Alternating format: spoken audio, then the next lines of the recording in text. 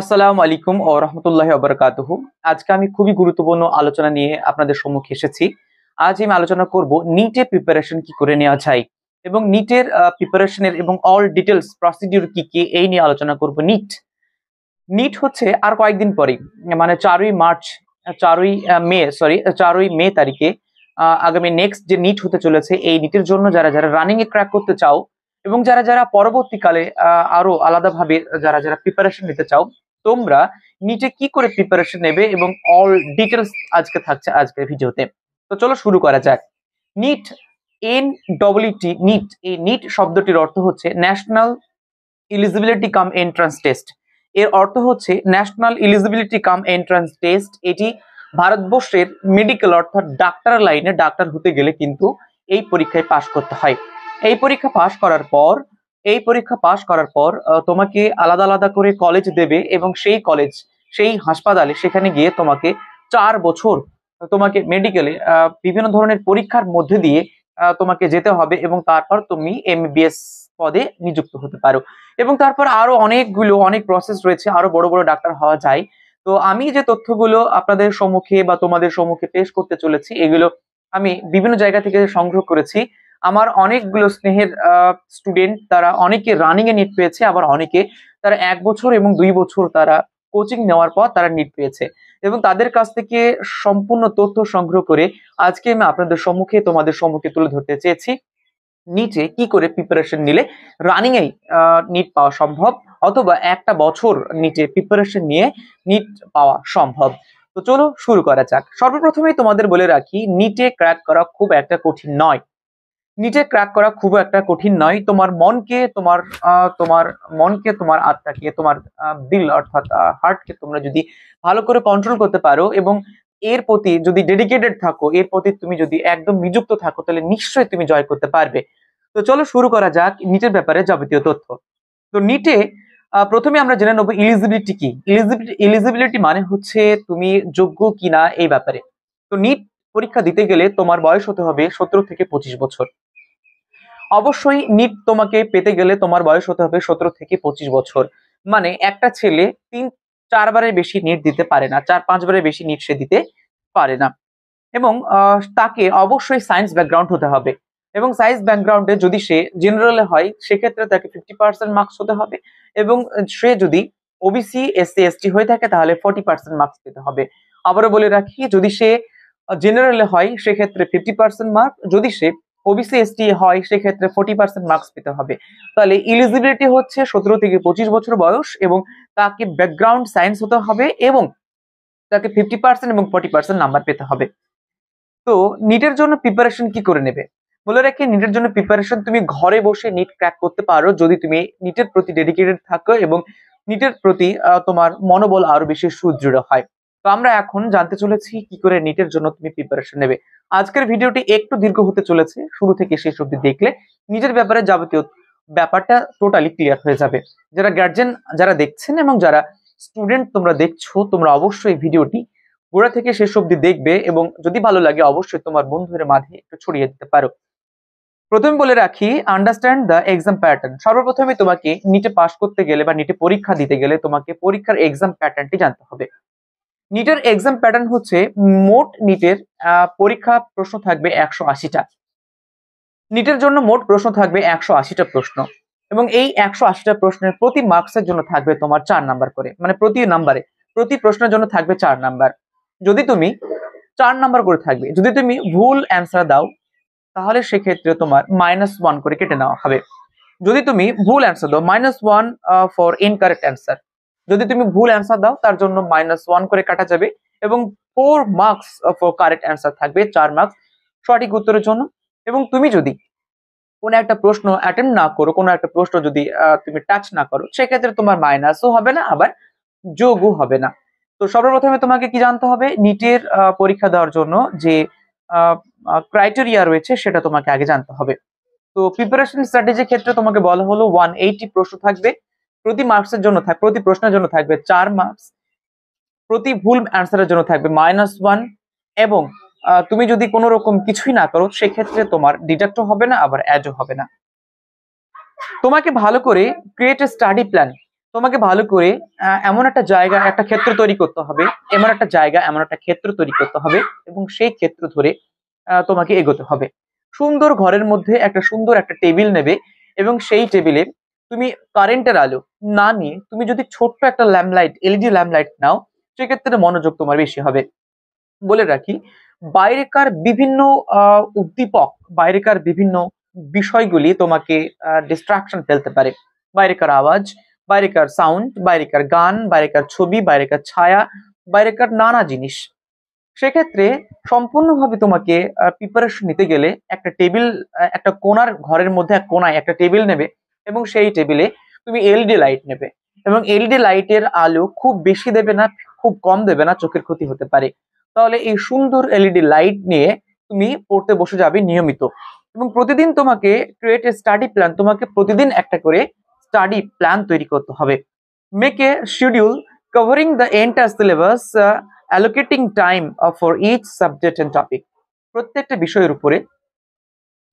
বিষয়ের উপরে তুমি কতটুকু করে সময় দেবে, কতটুকু করে পড়লে টোটাল সিলেবাসটি শেষ হবে, সেই ব্যাপারে তোমাকে আগে থেকে একটা প্ল্যান করে নিতে হবে। প্রয়োজনে বিভিন্ন যে সাবজেক্টগুলো রয়েছে, এখানে যে সাবজেক্টগুলো রয়েছে, তোমার প্রতি সাবজেক্টে তোমাদের 45 নাম্বার করে, প্রতি সাবজেক্টে তোমাদের 45 মার্কস করে থাকবে। এখানে থাকবে physics, chemistry, biology. Physics, chemistry, biology, এই প্রশ্নগুলো থাকছে। ফিজিক্স, কেমিস্ট্রি, বায়োলজি, এখান থেকে প্রতি সাবজেক্টে করে তোমার 45 নাম্বার করে থাকবে, এবং এই 45 নাম্বারের প্রশ্নগুলো তুমি কি করে সাজাবে, তোমাকে আগে একটা প্ল্যান করে নিতে হবে। Focus on NCERT text books, very important. এটা আমি আমার স্টুডেন্টের কাছ থেকে যতটুকু তথ্য পেলাম, বায়োলজির ক্ষেত্রে প্রায় 100-100, বায়োলজির ক্ষেত্রে 100-100 যে এনসিইআরটির বইগুলো রয়েছে, এই এনসিইআরটি বই থেকে কিন্তু হুবহু প্রশ্ন উঠে আসে। হুবহু প্রশ্ন, আলাদা করে কিছু আসে না, হুবহু প্রশ্ন এনসিইআরটি থেকে দেয়। তাই তোমাকে বেশি বেশি করে এনসিইআরটির বইগুলো পড়তে হবে। বায়োলজির ক্ষেত্রে 100% বলা যায়, 100% এনসিইআরটি বইগুলো আসে। ফিজিক্সের ক্ষেত্রে একটু আলাদা হয়, এবং কেমিস্ট্রির ক্ষেত্রে তোমাকে আলাদা করে পড়তে হবে। তো সম্পূর্ণ বায়োলজির ক্ষেত্রে বলি, সম্পূর্ণ এনসিইআরটি পড়বে, এবং বাকিগুলো তোমাকে এনসিইআরটি বই পড়তে হবে। এনসিইআরটি বইগুলো নিটের জন্য খুবই উপযুক্ত। এইবার তারপরে রয়েছে সাপ্লিমেন্ট উইথ রেফারেন্স বুক। তোমাকে বিভিন্ন ধরনের রেফারেন্স যে বুকস গুলো রয়েছে, যেমন ধরো এমটিজি, সেন্ট গেইগ এবং Arihant in deep understanding and practice করতে হবে তোমাকে। আরিহান্টের বইগুলো ভালো, সেন্ট জেজের গুলো ভালো, এরপর রয়েছে এমটিজির বইগুলো ভালো। এছাড়াও বাজার চলতে যে সমস্ত বইগুলো রয়েছে, ছায়া কিংবা সাঁতরা কিংবা আরো প্রান্তিক প্রকাশনী বা আরো বিভিন্ন ধরনের প্রকাশনীর বইগুলো বাংলা মিডিয়ামে, সেগুলো তুমি পড়তে পারো। নিটের জন্য তোমাকে ইংলিশে ভালো করে পড়তে হবে, ইংরেজিতেই তোমাকে ভালো করে দিতে হবে, এটার কোনো মানে নেই। তুমি যদি বাংলাতে ভালো হও, বাংলাতেও তোমাকে ভালো করে পড়ে কিন্তু নিট প্রিপারেশন নিতে পারো। এর জন্য অবশ্য তোমাকে এনসিইআরটি বইগুলো ইংরেজিতে আছে, সেহেতু সেগুলো বাদ দিয়ে বাকিগুলো তুমি বাংলায় তোমার কনসেপ্ট ক্লিয়ার করার জন্য তুমি কিন্তু পড়তে পারো। এরপর রয়েছে practice mock test and sample papers. বলে রাখি, বিগত বছরে যতগুলো প্রশ্ন আছে, বিগত বছরে যতগুলো নিটের প্রশ্ন রয়েছে, সেই প্রশ্নের একটা বই পাওয়া যায়। সেই বইটি বাজার থেকে তুমি সংগ্রহ করে নেবে, এবং যতগুলো সেট আছে, 50টারও বেশি সেট আছে, মোট 57-58টা সেট বর্তমানে হবে। এই 57-58টা সেট তুমি প্রতিনিয়ত প্র্যাকটিস করে করে সেটাকে শেষ করে ফেলো। এখান থেকেই আমি কথা দিচ্ছি 70-80% তুমি কমন পাবে। যতগুলো বাজার চলতি বই রয়েছে, প্রায় 57টি সেট তুমি কমপ্লিট করে ফেলো, এই ধরনের প্রশ্ন তুমি 70-80% প্রশ্ন তুমি পেয়ে যাবে। এবং এছাড়াও আরো প্রচুর মক টেস্ট রয়েছে, সেই মক টেস্ট গুলো তুমি অংশগ্রহণ করো। আমার স্টুডেন্টরা বারবার করে বলেছিল, স্যার বেশি বেশি করে মক টেস্ট যদি সে করতে পারে, এবং মক টেস্টে আশানুরূপ যদি সে নাম্বার পায়, আশা করি সে নিটে রানিং এ কিন্তু ক্র্যাক করে যেতে পারে। বিভিন্ন ধরনের কোচিং সেন্টার রয়েছে, join online coaching or tuition. বাড়িতে বসে বসেই নিট তুমি প্রিপারেশন নাও। তুমি আরো অনেকগুলো যে অনলাইন প্ল্যাটফর্ম রয়েছে বা অফলাইন প্ল্যাটফর্ম রয়েছে, সেগুলো তুমি নিতে পারো। যদি অনলাইন প্ল্যাটফর্ম নাও, সেক্ষেত্রে ফিজিক্স ওয়ালা রয়েছে, আরো রয়েছে আকাশ, আরো অনেক ধরনের রয়েছে। তার মধ্যে যেগুলো ভালো সেগুলো বলা যায় যে, consider এনরোলিং on online coaching or tuition, personalized guide, doubt clarification and structured learning. এখানে যে সমস্ত গুলো রয়েছে, মানে তোমার আন একাডেমি থেকে শুরু করে আন একাডেমি রয়েছে, ফিজিক্সওয়ালা রয়েছে, আরো অনেক, আকাশ রয়েছে, আরো অনেক রয়েছে। এই সমস্ত কোচিং সেন্টার গুলোতে বাড়িতে বসেই তুমি কিন্তু করতে পারো। তো বর্তমানে ভারতবর্ষে ফিজিক্সওয়ালা দারুণ নাম করেছে। তো নিট প্রিপারেশনের জন্য ফিজিক্সওয়ালা খুব ভালো নোট প্রোভাইড করে। আমি বিভিন্ন ক্ষেত্র থেকে তথ্য পেয়েছি, ফিজিক্সওয়ালারা খুব ভালো নোট প্রোভাইড করে, কিন্তু ফিজিক্সওয়ালারা ভালো নোট প্রোভাইড করলেও তারা আলাদা আলাদা, এ নিয়ে পরে কথা আসছে। তো ফিজিক্সওয়ালা থেকে তুমি বাড়িতে বসে কিন্তু অনলাইন কোচিং করতে পারো। ফিজিক্সওয়ালা ফিজিক্যাল এবং অনলাইন দুরকমই কিন্তু কোচিং তারা করায়। রয়েছে stay updated with current affairs. যে সমস্ত টার্মগুলো মূলত বায়োলজি, কেমিস্ট্রি, এই সমস্ত টার্মগুলো যেগুলো নতুন নতুন আবিষ্কার হচ্ছে, নতুন নতুন জিনিসগুলো যেগুলো নতুন নতুন করে তৈরি হচ্ছে, এগুলোর প্রতি তোমাকে কিন্তু ভালো করে ফোকাস রাখতে হবে। অবশ্যই stay inform about scientific discoveries, medical advancement and current events গুলো যেগুলো রয়েছে সেগুলোর প্রতি তোমাকে কিন্তু নজর রাখতে হবে। এবার আসি সাবজেক্ট টপিক, কোন কোন টপিকের উপরে তোমাকে জোর দিতে হবে। এছাড়াও বলে রাখি, কোচিং সেন্টার, আবাসিক কোচিং সেন্টারে তুমি যদি ভর্তি হতে চাও, অনেকগুলো আবাসিক কোচিং সেন্টার রয়েছে বর্তমানে ভারতবর্ষের পশ্চিমবঙ্গে প্রতি বছরই প্রায় 400, 500, 600 করে নিটে ক্র্যাক করাচ্ছে আল আমিন মিশন। ফার্স্ট চয়েসে রাখতে পারো আল আমিন মিশন। এছাড়াও আরো অনেক রয়েছে, যেমন wise missionary school, wise public school, এছাড়াও কালিয়াচক মিশনারি স্কুল, আরো অনেক অনেক স্কুল রয়েছে, আবাসিক মিশন রয়েছে, আবাসিক কোচিং সেন্টার রয়েছে, সেখানে ভর্তি হতে পারো। তবে এটা সম্পূর্ণ তোমার নিজের দায়িত্ব। ফিজিক্সে তোমাকে যে যে বিষয়গুলোর প্রতি নজর দিতে হবে সেটা হচ্ছে focus on mechanics, electromagnetism and optics, practice numerical problems and past year questions. আগের বছরের যে প্রশ্নগুলো রয়েছে সেগুলো ভালো ভালো করে তোমাকে প্র্যাকটিস করতে হবে। ইউজ অনলাইন রিসোর্স লাইক খান একাডেমি, ফিজিক্সওয়ালা আর আন একাডেমি। খান একাডেমি, আন একাডেমি, ফিজিক্সওয়ালা, এগুলো থেকেও তুমি কিন্তু প্রচুর তথ্য সংগ্রহ করতে পারো। কেমিস্ট্রির ক্ষেত্রে concentrate on organic chemistry. Organic কেমিস্ট্রিকে ভালো করে তোমাকে কনসেন্ট্রেট করতে হবে। Inorganic chemistry and physical chemistry, practice balancing chemical equation and solving numerical problems গুলো তোমাকে ভালো করে দেখতে হবে। Prefer the resource like chemistry, এখানেও আলাদা করে বলছে PhysicsWallah, Unacademy, Khan Academy, এগুলো থেকেও তুমি কিন্তু তথ্য সংগ্রহ করতে পারো। বায়োলজির ক্ষেত্রে focus on botany, zoology and human psychology, এগুলো human physiology, practice diagram based question and past year question. বারবার করে কিন্তু বলছে যে প্রিভিয়াস ইয়ারের প্রশ্নগুলো ভালো করে তোমাকে প্র্যাকটিস করতে হবে। যে সমস্ত বইগুলো ক্লাস 11 এবং ক্লাস 12 তোমরা পড়েছো, সেই বইগুলো তুমি ভালো করে পড়ো। আশা রাখছি সেই বইগুলো যদি মনোযোগ সহকারে দিল থেকে যদি পড়ো, তুমি নিশ্চয়ই রানিং এ নিট কোচিং, তুমি নিশ্চয়ই রানিং এ কিন্তু নিট ক্র্যাক করতে পারবে। টাইম ম্যানেজমেন্ট একটু বলে দিই। Time management, allocate time wisely. তোমাকে খুব চতুরতার সাথে সুন্দর করে তোমাকে কিন্তু টাইম ম্যানেজ করতে হবে। Divided your study time among subjects, topics and practice. কোনটার জন্য প্র্যাকটিস করবে, কোনটার জন্য তুমি পড়ালেখা করবে, কোনটার জন্য তুমি নোট তৈরি করবে, এই ব্যাপারে তোমাকে কিন্তু আলাদা করে টাইম শিডিউল তোমাকে নিজেকে তৈরি করতে হবে। রিভাইজ রেগুলারলি, যে বিষয়গুলো তুমি পড়েছো সেই বিষয়গুলো ভালো করে তোমাকে রিভাইজ দিতে হবে। Review what you studied, reinforce weak area. Reinforce মানে হচ্ছে তোমাকে বেশি বেশি করে গুরুত্ব দিতে হবে উইক এরিয়া, অর্থাৎ দুর্বল যে ক্ষেত্রগুলো রয়েছে। অ্যান্ড প্র্যাকটিস কনসিস্টেন্টলি, মানে নিয়মিত তোমাকে কিন্তু প্র্যাকটিস করে যেতে হবে। টেক ব্রেকস বলি, যে বলে সারাক্ষণ পড়লে মস্তিষ্কে ক্ষতি হতে পারে। তুমি ডাক্তার হতে যাচ্ছ, ডাক্তার হওয়ার আগেই তুমি যদি নিজেকেই ডাক্তারের কাছে পৌঁছে দাও, সেটা খুব বাজে ব্যাপার। তাই নিজেকে মাঝে মাঝে ব্রেক দিতে হবে। মন বেশিক্ষণ 2 ঘন্টা 3 ঘন্টার বেশি কনসেন্ট্রেট করতে পারে না। তাই মাঝে মাঝে ব্রেক নাও, চা খাও, ঘুরে বেড়াও, আবার বাইরে এসে পড়তে বসো। নিয়মিত প্রতিদিন সময় করে তুমি যদি পড়ো, তুমি নিটে ক্র্যাক করবে, এটা তোমাকে কেউ আটকাতে পারবে না। এরপর রয়েছে স্টে মোটিভেটেড অ্যান্ড হেলদি, স্বাস্থ্যকে ঠিক রাখবে।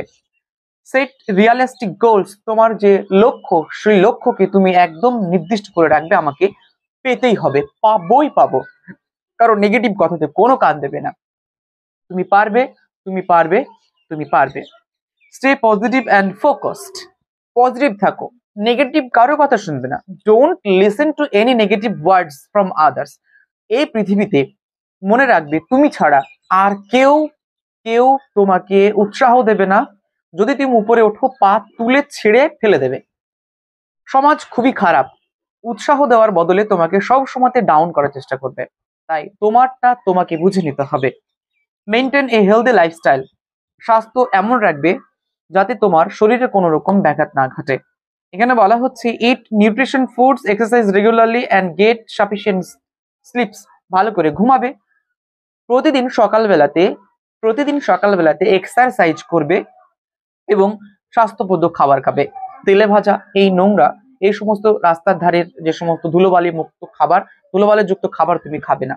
প্রতিদিন ফিজিক্যাল এক্সারসাইজ খুবই গুরুত্বপূর্ণ।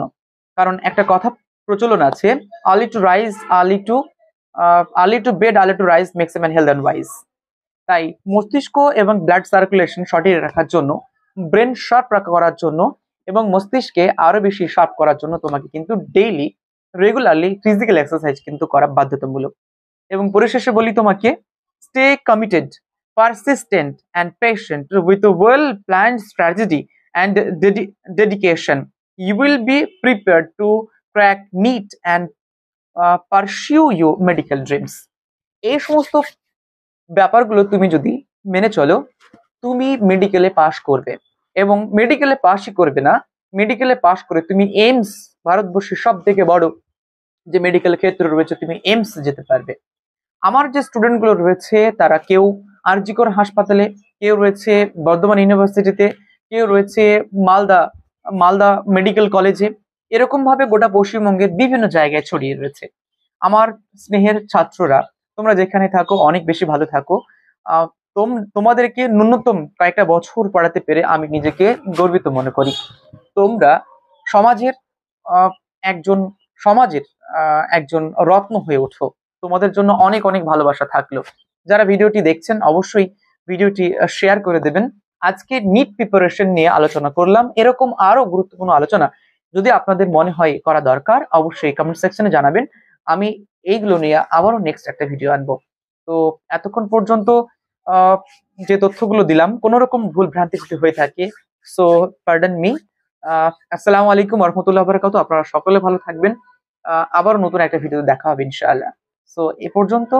সো আজকে এ পর্যন্তই শেষ।